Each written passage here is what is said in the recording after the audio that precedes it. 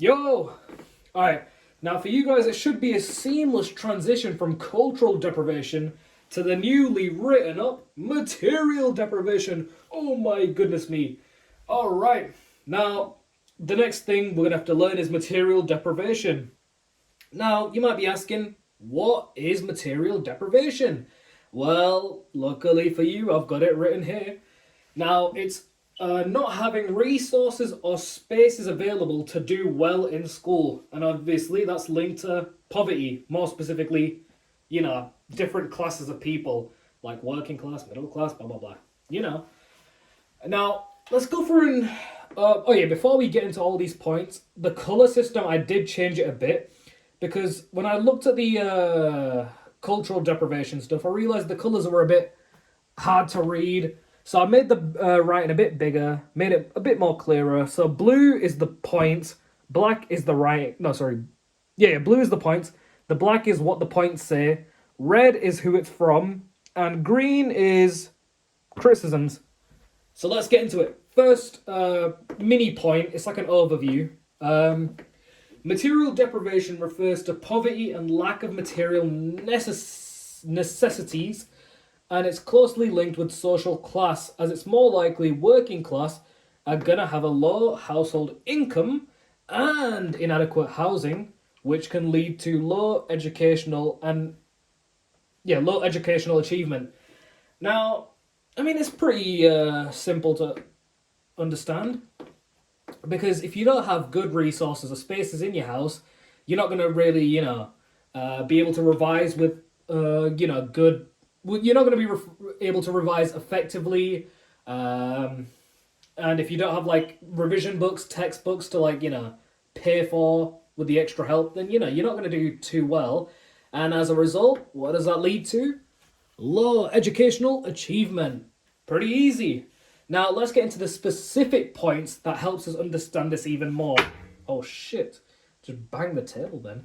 Anyway, first point, cost of education.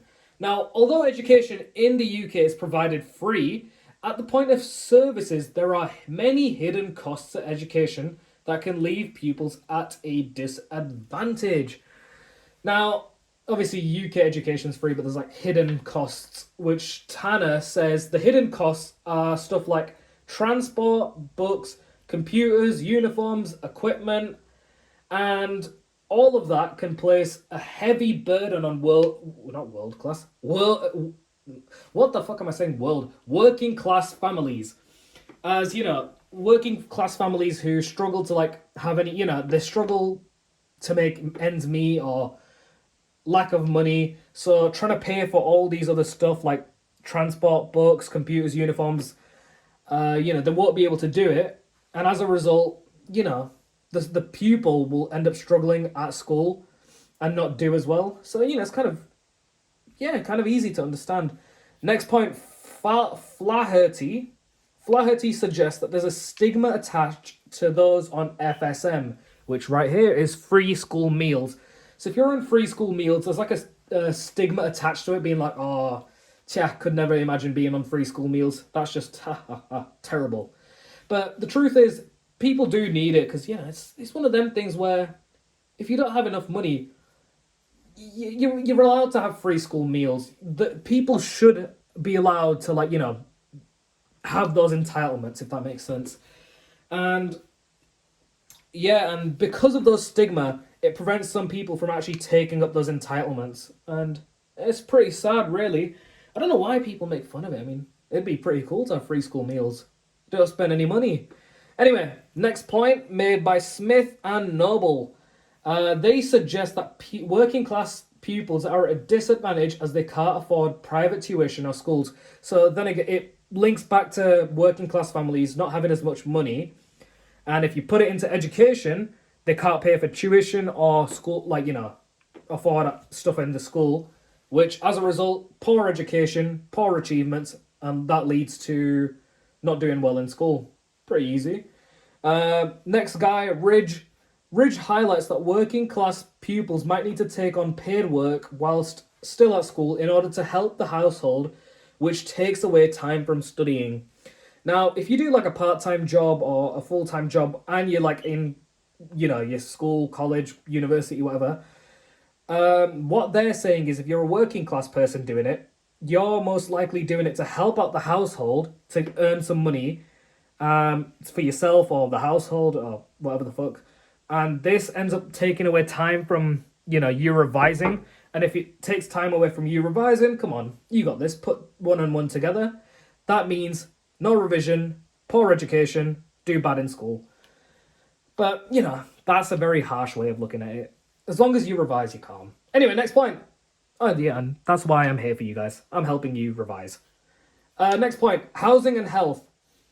That's the next point we're going to go into. These can both have a direct and indirect effect on educational achievement. Now, for example, overcrowding can have a direct effect in terms of lack of space for studying, disturbed sleep, and lack of developmental play. So if you have a house full of overcrowding basically means having a lot of people at your house. Like, for example, if you got a shit ton of siblings or uncles, aunties staying at your house, it's overcrowded, and as a result, you'll have hardly any space for revising or something like that. Disturbed sleep, because, they might make noise over the night. Lack of sleep, going to school, you won't be focused fully. Lack of developmental play, you just, having fun, I guess. You won't have as much fun.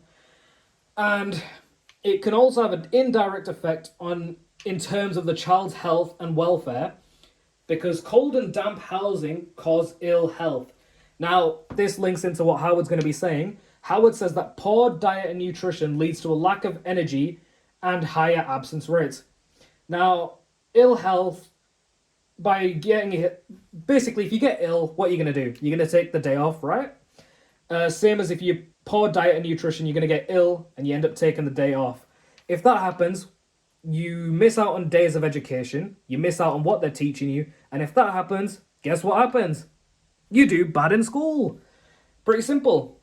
Let's go into the next guy, Wilkinson. Now, Wilkinson says that there's a higher rate of hyperactivity and ADHD among 10-year-olds who are from low-income backgrounds, which can lead to issues in education. Now, if you're in school, right, and you've got ADHD or hyperactivity, you're not going to be focused on what the teacher's saying. Let's say the teacher's a boring person, and, they're going through it very monotone, come on, guys, Howard's saying this. It's going to be dead! And if it's dead, you're not going to focus. If you don't focus on the work, come on, put two and two together, you're not going to do well in school. So it's pretty simple to understand that. So yeah, that's also why it's leading to poor achievement rates in school or education. Now, next point, criticisms. Now, the first criticism I wrote is to say poverty causes poor educational performance. It's far too deterministic, as some students from poor backgrounds actually do well. There might be some of you who might be, working class, poor, but you end up doing well in school because it's just down to how you are as a person. Don't let all this, determine how you end up. Next point is that there are other differences between classes that might lead to working class underachievement. For example, those from a working class background might not just be materially deprived like all this, they might also be culturally deprived. That might be the main reason why they fail. And obviously that's just what we went through before about cultural deprivation. So yeah, that's the two criticisms that you just have to know. Overall, this wasn't too bad to cover. I think, it's quite easy. Hopefully you get the hang of it. It's not too hard. And yeah, on to the next topic, which is capital, which Bourdieu talks about.